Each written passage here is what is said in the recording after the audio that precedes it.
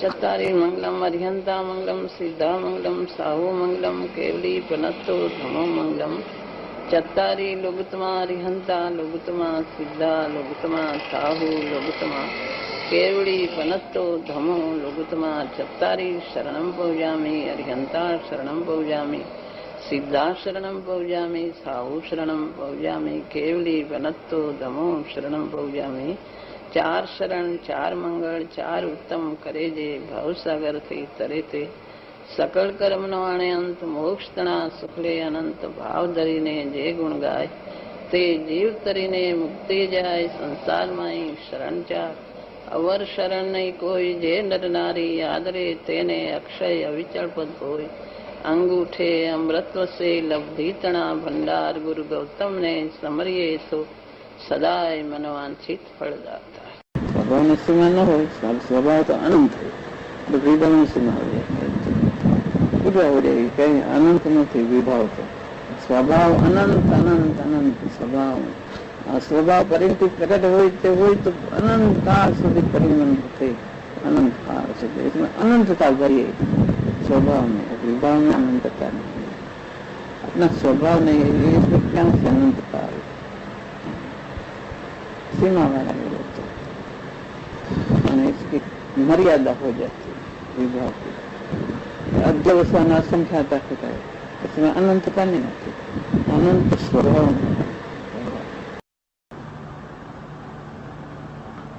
पर्याय अपेक्षा हानि वृद्धि है द्रव्य में पर्याय अपेक्षा द्रव्य अपेक्षा नहीं पर्याय अपेक्षा एम कहवाय कि केवल ज्ञान प्रगट थयुं लोकालोकનું જ્ઞાન પ્રગટ થયું કેવળ જ્ઞાન શક્તિ થઈ ગયું એ બધું पर्याय अपेक्षा केवल ज्ञान प्रगट નથી केवल ज्ञान શક્તિમાં છે એ બધું કહેવાય દ્રવ્ય અપેક્ષા એ વસ્તુ જેમ છે એમ છે એમાં વાસ્તવિક રીતે કઈ ઘટ્યું નથી કઈ વધ્યું નથી પણ પર્યાયની અપેક્ષા પરિણતિની અપેક્ષા એ કહેવાય કે એમાં કેવળ જ્ઞાન પર્યાય પ્રગટ થઈ કેવળ જ્ઞાનનો વિકાસ થયો અને જ્ઞાન વિરોધમાં જાય ત્યારે એક જરાક રે છે ક્ષયક્ષમ એમ કહેવાય એ બધું પર્યાય અપેક્ષા કહેવાય દ્રવ્ય અપેક્ષા અનિવૃદ્ધિ ન થતી પણ પર્યાય અપેક્ષા છે પર્યાય અપેક્ષા એ દ્રવ્ય પરિણતિ શુદ્ધ થાય તો એમાં ગુરુ લઘુ પર્યાયની તારતમ્યતા અનિવૃદ્ધિ વસ્તુનો સ્વભાવ એ તો રહે છે આનંદ ગુણ વૃદ્ધિ ને આનંદ ગુણ હાનિ એ રીતે એ દ્રવ્ય સ્વતઃ પરિણમે છે એવો દ્રવ્યનો સ્વભાવ છે એ પર્યાયમાં એવું થાય છે એ પર્યાય દ્રવ્યની જ છે એ દ્રવ્યની પર્યાયમાં પણ એવી તારતમ્યતા રૂપે દ્રવ્ય પરિણમે છે એ પર્યાય તરફથી જો પરિણતિ તરફથી તેમાં હાનિ વૃદ્ધિ એવી રીતે લાગુ પડે છે પણ દ્રવ્ય અપેક્ષા લાગુ નથી પડતી એ જે ગુરુ લઘુની છે એની વાસ્તવિક હાનિ વૃદ્ધિ ન થતી કે કેવળ જ્ઞાન વધી ગયું જ્ઞાન ઘટી ગયું એમ નથી પણ એ તેની પર્યાયમાં તારતમ્યતા રૂપે પરિણમે છે આ તેનું જ્ઞાન શક્તિમાં થઈ ગયું કેવળ જ્ઞાન પછી કેવળ જ્ઞાન પ્રગટ થાય છે એ તો એનો એક વિકાસની અપેક્ષા છે સ્વભાવ તરફ સ્વભાવનો આશ્રય લે દ્રવ્યનો આશ્રય લે તો એ દ્રવ્ય તરફની જે શુદ્ધ પર્યાયો પ્રગટ થાય છે એટલે પર્યાય વગરનું કઈ દ્રવ્ય નથી પર્યાયમાં દ્રવ્ય પર્યાય છે પર્યાયો થાય છે પરિણતિ થાય છે અને પર્યાયની અપેક્ષા એ હાનિ વૃદ્ધિ લાગુ પડે છે પર્યાય અપેક્ષા દ્રવ્ય અપેક્ષા નથી લાગુ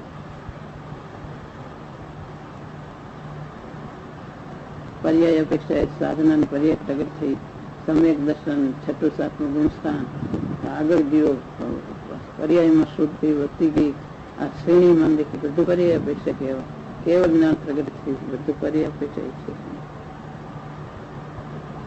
અને પર્યાય દ્રવ્યની જ છે માટે દ્રવ્યને પર્યાય જો અભેદ કરીને કહેવાય તો દ્રવ્ય શુદ્ધ રૂપે પરિણમ્યું દ્રવ્યમાં કેવળ જ્ઞાન થયું દ્રવ્યમાં દ્રવ્ય અપેક્ષા એમ કહેવાય દ્રવ્ય પર્યાય અભેદ કરીને અને જો પર્યાય અને દ્રવ્ય એવી રીતે ભેદ પાડીને કહ્યું તો દ્રવ્યમાં કઈ નથી દ્રવ્ય તો અનાદિનંદ જેમ છે એમ છે શુદ્ધ બાકી એમાં પર્યાયમાં બધું થયા છે અને પર્યાય પણ એ અધર જુદી અને દ્રવ્ય કંઈક જુદું દ્રવ્ય કંઈક જુદું જ વેદન કરે પર્યાય કંઈક જુદું જ વેદન પર્યાયમાં છે એવા બે ભાગ એમ નથી વેદન બધું પોતાને જ થાય છે વેદન કોઈક બીજું કરે ને ઓલું કોઈક બીજું વેદન કરે એવું નથી જે પર્યાયમાં જે થાય એ દ્રવ્યમાં એને જ્ઞાન હોય છે બધું કે આ પર્યાયનું વેદન, આ દ્રવ્ય છે, આ પર્યાય છે. જ્ઞાનમાં બધું નહીં છે, કારણ કે દ્રવ્ય ને પર્યાય બધું અભેદ છે. એ કઈ એવી રીતે એ કટકા નથી કે તદ્દન બે દ્રવ્ય હોય એવા કટકા નથી. એ ભેદ અપેક્ષા છે એ દ્રવ્ય નું સ્વરૂપ અને પર્યાય નું સ્વરૂપ એક ક્ષણ પૂરતું છે ને ઓલું અનંત અનંત છે, શાશ્વત છે. માટે એ અપેક્ષા એના સ્વરૂપ ભેદ પડે છે, પણ એ કઈ વસ્તુ ભેદ નથી. माता आत्मानुभूति के पहले प्रमाण में निक्षेप से आत्मा का कैसा निर्णय करना? जानना चाहिए आत्मा द्रव्य अपेक्षा है क्या स्वरूप है, पर्याय अपेक्षा है क्या स्वरूप है. ऐसा प्रमाण अपेक्षा है और द्रव्य और पर्याय दोनों का स्वरूप समझे. दृष्टि द्रव्य दृष्टि को मुख्य रखे. द्रव्य दृष्टि में मुख्य द्रव्य होता है, पर्याय गौण होता है. ये बधे नए ने प्रमाण से ऐसा विचार करे. और निक्षेप से? निक्षेप से प्रमाण है और निक्षेप तो एक खास तो मुख्य नय ने प्रमाण होता है. और निक्षेप तो बीच में आते हैं कोई आक्षेप करने को. एक वस्तु है तो भगवान का प्रतिमा है तो भगवान है, ऐसा निक्षेप ऐसे होता है.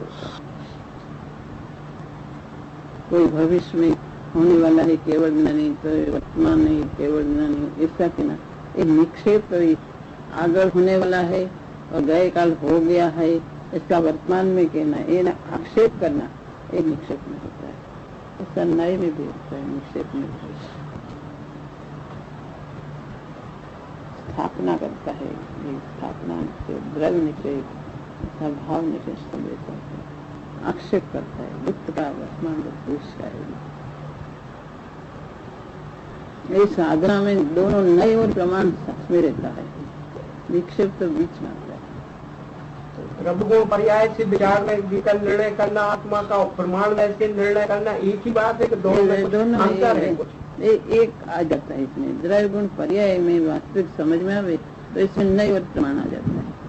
द्रव्य का स्वरूप समझे, पर्याय का समझे. द्रव्य मुख्य, पर्याय गौण.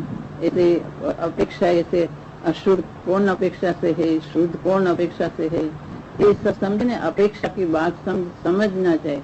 द्रव्य गुण पर्याय कैसे, इसमें कौन अपेक्षा लागू पड़ती है, इसमें जो अपेक्षा की बात आती है ना इसमें नए और प्रमाण आ जाता है. द्रव्य गुण पर्याय स्वरूप समझे तो गुण कौन अपेक्षा है और पर्याय की कौन अपेक्षा है, द्रव्य कौन अपेक्षा है, इसमें अपेक्षा समझे ना इसमें नए और प्रमाण दोनों आ जाता है. द्रव्य गुण पर्याय समझे, इसमें अपेक्षा साथ में समझे न तो नए और प्रमाण साथ में आ जाता. पर्याय समझे इसमें साथ में अपेक्षा समझना चाहिए तो इसमें नए और प्रमाण आ.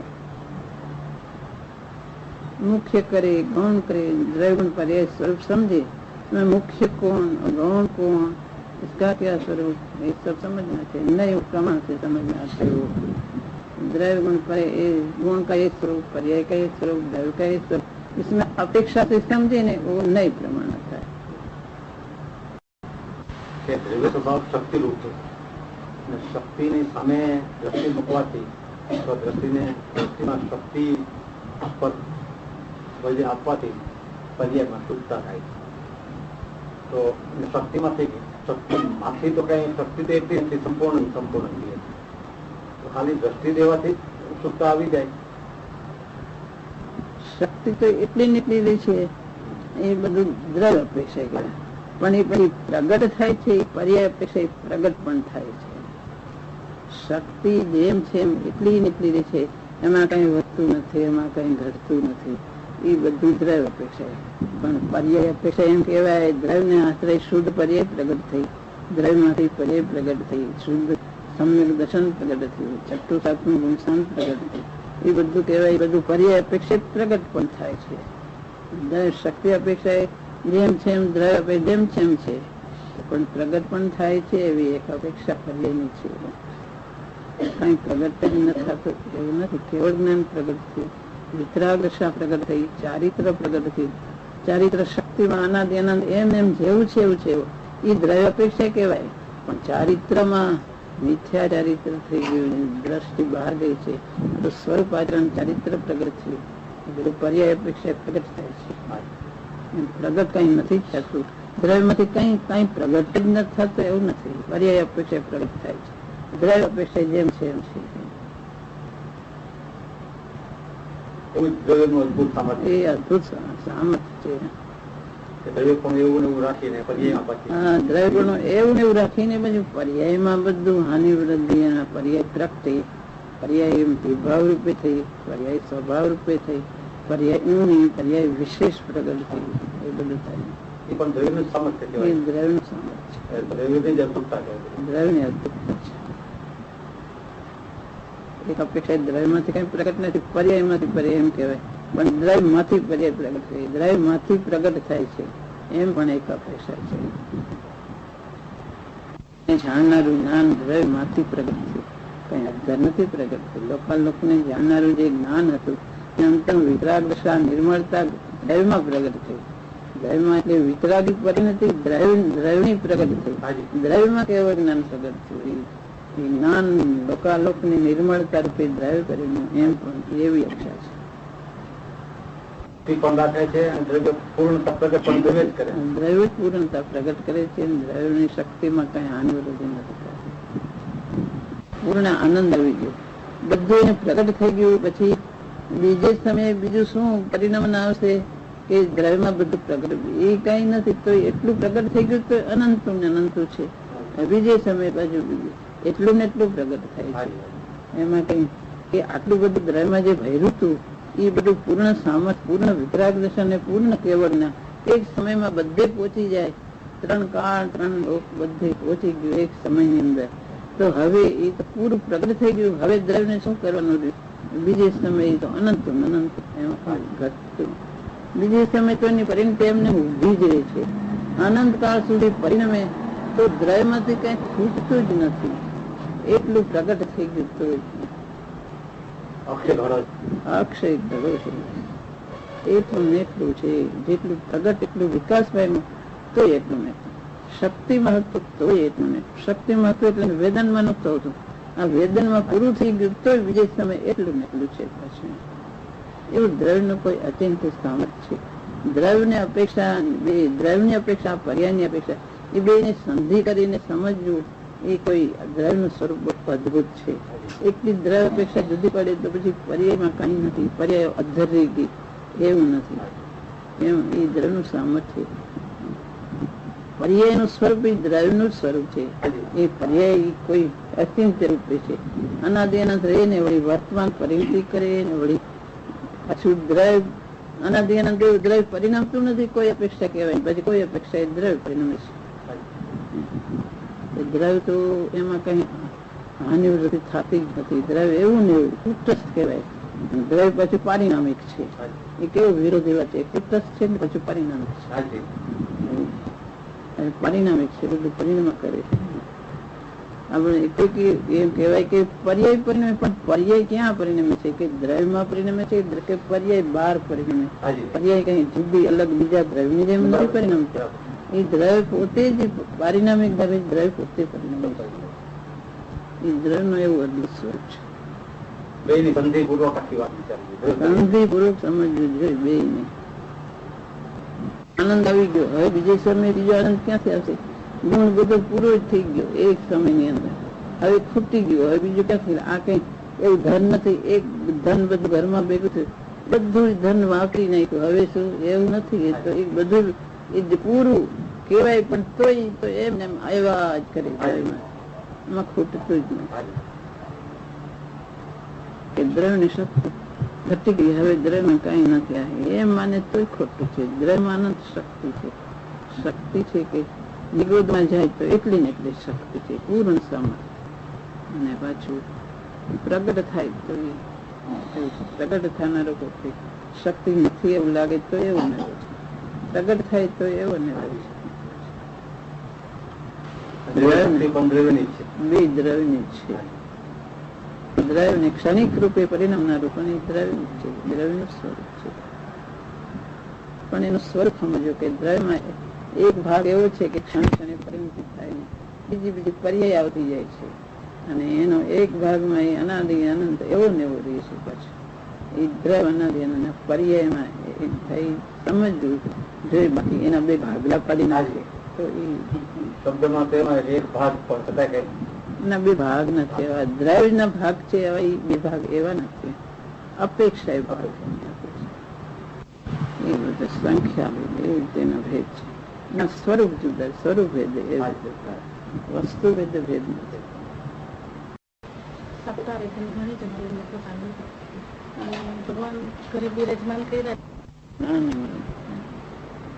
ગુરુદેવ ની વાણી શરણ છે. ગુરુદેવ બધાનો ઉપદેશ બહુ આપ્યો છે, કરવાનો ઈચ્છે દેખાય આવે આમ સંસાર. જયારે આવો ટાઈમ આવે ત્યારે કોઈની અરે કઈ સંબંધ નથી. જયારે આયુષ પૂરું થાય ત્યારે જીવન મેળ થાય જાય, કોઈને રોકી શકતો નથી. સંસાર એવો છે. આ શરીર આત્મા જુદા છે, પ્રત્યક્ષ દેખાય છે. આત્મા એને મેળે ચાલી રહે છે, કોઈ રોકી શકતો નથી. માટે જે અંદર સંસ્કાર હોય છે એ પોતે સાથે આવે છે. અનંત આવા જન્મ મરણ થાય, એમાં પોતે એકલો જન્મે, એકલો મરે, એકલું પોતે ભાવના કરે, એકલો પોતે સ્વર્ગે, એકલો મોક્ષે, બધે એકલો જ છે. બધા સંસારના સંબંધો એવા છે, બધા ક્ષણિક છે.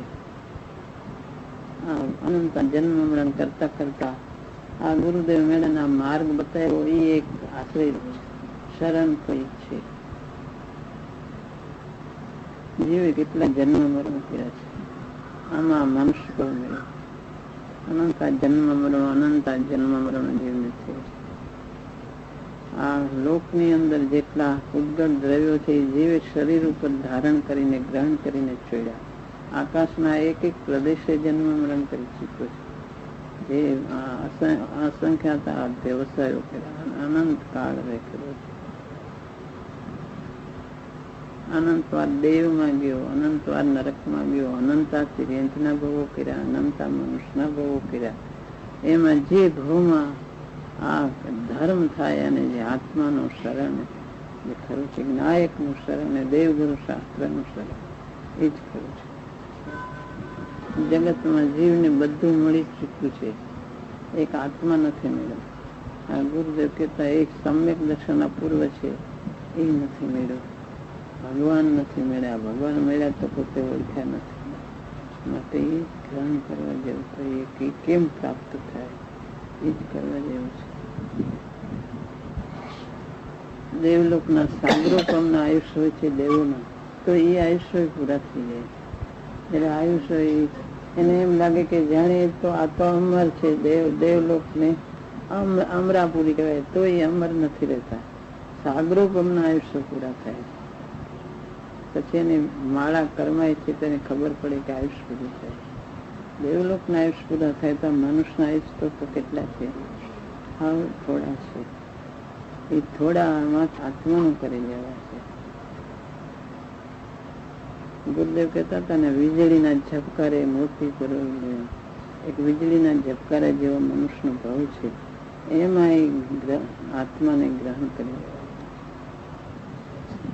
તીર્થંકરો ને ચક્રવર્તીઓ ને બધા આ સંસારનું સ્વરૂપ આવું દેખીને ક્ષણવારમાં વૈરાગ પામીને મુનિ થઈને ચાલ્યા જતા.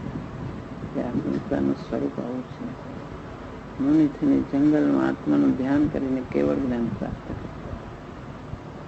ઝાકળના બિંદુ પાણીના એક ઘડીક વારમાં ચાલ્યા જાય. તીર્થંકર ભગવાન એવા વાદળાને વિખેરાતા દેખે, પાણીના બિંદુને, ઝાકળના બિંદુને વૈરાગ પામીને જંગલમાં જતા, આત્માનું ધ્યાન કરતા. વૈરાગ કરીને આત્માનું સ્વરૂપ અને આત્મા કેમ ઓળખાય ભાવના વધારવા જેવી છે.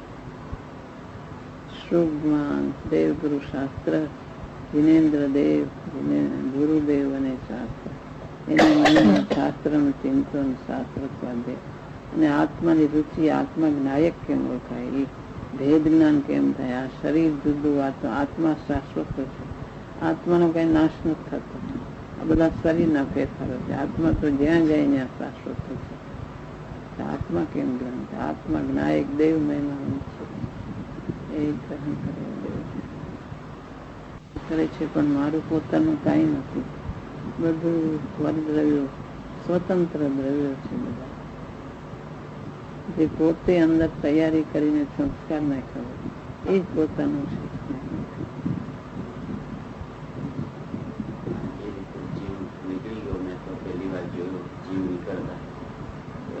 બધું મોહ માયા બંધન બધું અહીંયા મૂકીને એક ક્ષણમાં જીવ નીકળી ગયો. મેં જે નજરે પહેલી વાર જોયું તો એમ થાય કે આ જીવ સાથે શું લઈને જશે? મોહ માયા બંધન જે મારું મારું કરતો હતો એ તો એક ક્ષણમાં બધું મૂકીને જાય છે. સાથે શું જાય? સાથે જે અંદર જે પોતે ભાવના સારી કરી હોય એ જાય. આત્મા પોતે આત્માના સ્વરૂપ આત્મા પણ આત્માને ઓળખતો નથી, પણ જે શુભ ભાવના જે અંદર પોતે કરી હોય જાય સાથે, જો કાંઈ સાથે જતો નથી. શુભાશુભ ભાવો એ બધા જે જિંદગીમાં કર્યા એ બધું છે એની સાથે, બીજું કાંઈ નથી. એવું શું આપણે પુરુષાર્થ કરીએ જેથી હવે પછીના કાળમાં અમને ગુરુદેવ કે આપના સાનિધ્યનો યોગ પ્રાપ્ત થાય? પોતે અંતરમાંથી એક આત્મા સર્વસ્વ છે. આ બીજું બધું બીજા ઉપરથી રસ ઓછો થઈ જાય. આ બધું નિસાર છે, કોઈ સારભૂત વસ્તુ નથી. એની એકત્વ બુદ્ધિ અંદર તોડવાનો પ્રયત્ન કરે કે હું તો આત્મા શાશ્વત છું, આ કાંઈ પરદ્રવ્ય મારું નથી. પરદ્રવ્ય પ્રત્યેનો મોહ તોડી નાખે કે આ પરદ્રવ્ય તે મારું નથી, નકામું મારું મારું કરે છે. આ શરીરે પોતાનું નથી તો બહારના ઘર બાર કુટુંબ એ ક્યાં કોઈ પોતાનું નથી. કોઈ વસ્તુ કે કોઈ પૈસો કે કોઈ વસ્તુ પોતાની નથી. બધું અહીં પહેરું ગયું છે. બધું સાચવીને રાખતું હોય, બધું એક ક્ષણમાં પોતે હાલી ગયું. એ બધા ઉપરથી મમતા છોડી અને એક ચૈતનની રુચિ ને ચૈતનની મહિમા વધારે અને દેવગુરુ શાસ્ત્રની મહિમા, બીજા બધું નિસાર છે. બધા ઉપરથી મોહ તૂટી જાય, મોહ છૂટી અને એક આત્મા તરફની મહિમા કરે તો એ આત્મામાં જે સંસ્કાર નાખ્યા હોય સાથે આવે અને એની રાખે. એની સાથે જે શુભ ભાવના હોય એનાથી જે પૂન બંધાય, એનાથી સારા યોગ મળે, કોઈ ગુરુદેવ મળે, જીનેન્દ્રદેવ મળે, એ બધું પોતે પૂન જે શુભ ભાવનાથી બંધાય એનાથી મળે. શુભ ભાવના